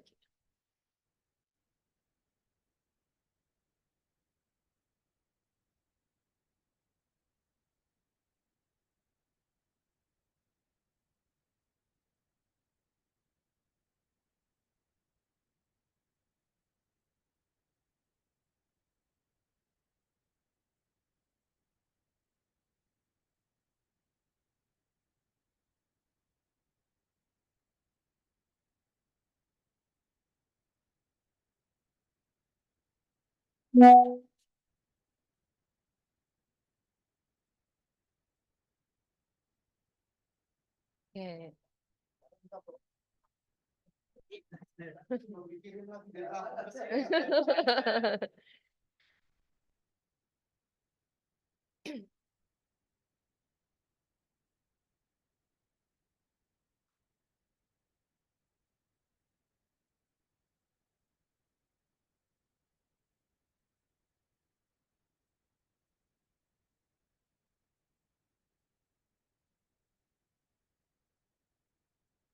Bisa ditunjukkan ke kamera nggih.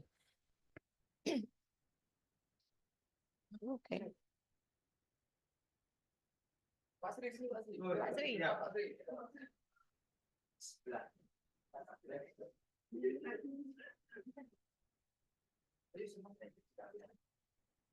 Habis ini foto.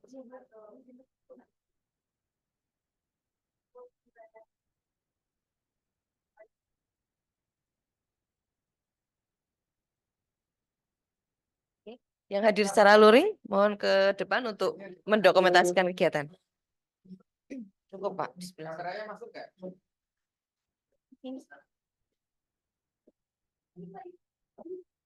Nanti habis ini yang di Zoom ya. di screenshot. Ya.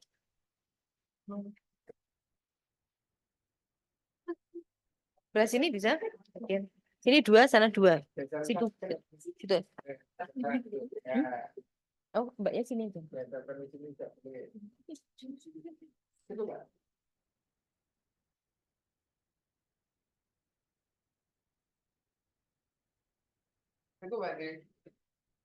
Cukup. Oh, miring, Iya. miring.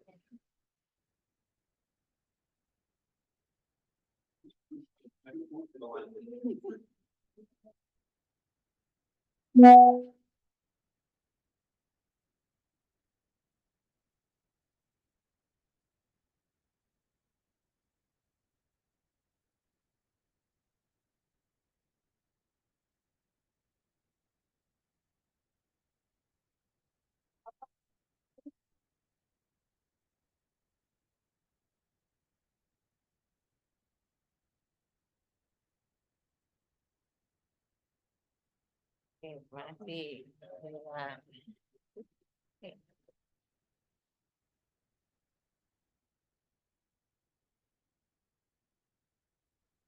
Baik, selanjutnya untuk para hadirin yang ada di sesi Zoom, untuk kita dokumentasikan kegiatan pada pagi hari ini.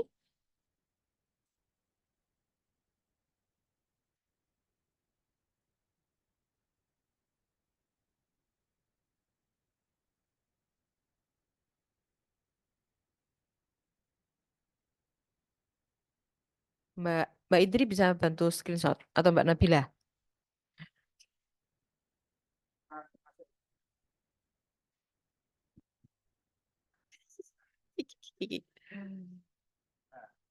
Ya, terus ya. Kurang ke arah tuh. Kurang ke sini sedikit. Ya, oke, ya sudah. Oke, Bapak Ibu bisa mohon open kamera. Oke, untuk kita dokumentasikan kegiatan pada pagi hari ini. Ada 2 slide, oke. Saya hitung bisa tampilkan senyum terbaiknya ke arah kamera. Slide 1 dulu, oke. Siap, 1, 2, 3. Oke, terima kasih. Kita geser ke slide kedua. Kita harus tetap tersenyum, oke, Bapak Ibu, karena kita nggak tahu ada di slide 1 atau slide 2. Oke. Tuh. Oke, 1, 2, 3. Sudah? Oke, baik, terima kasih. Oke. Baik. Kemudian selanjutnya ada penyerahan kenang-kenangan berupa plakat kepada Bapak Dr. Arif yang akan disampaikan oleh Profesor Dr. Dwi Sulisworo MT.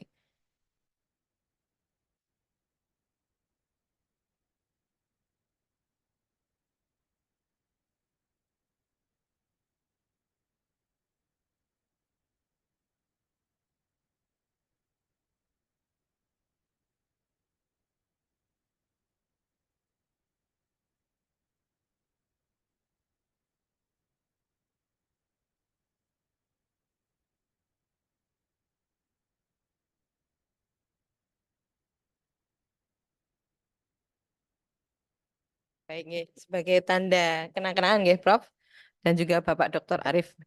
Baik, Bapak Ibu, demikianlah rangkaian acara kuliah umum dan oke, ada lagi.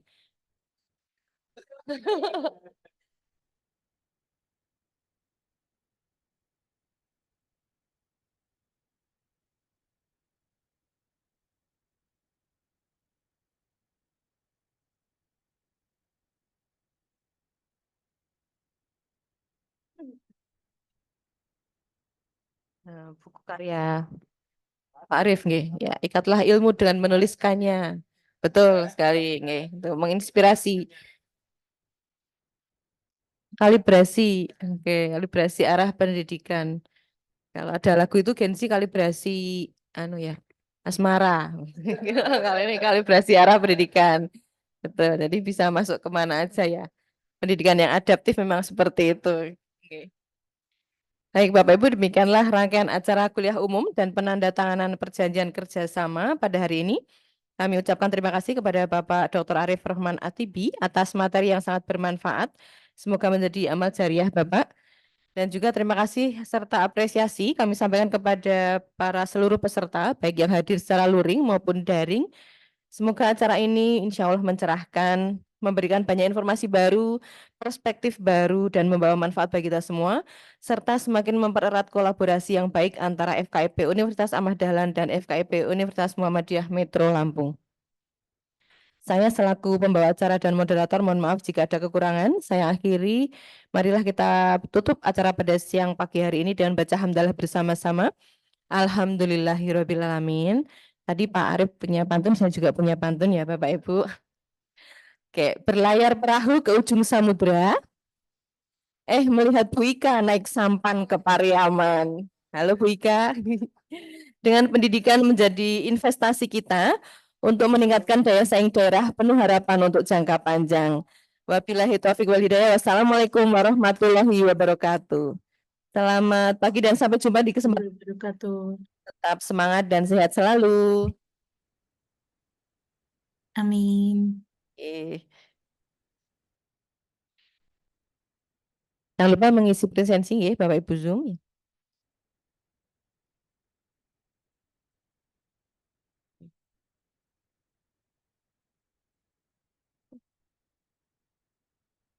Pak Arief itu angkatan sama Pak Sri. Oh, ganap tahu.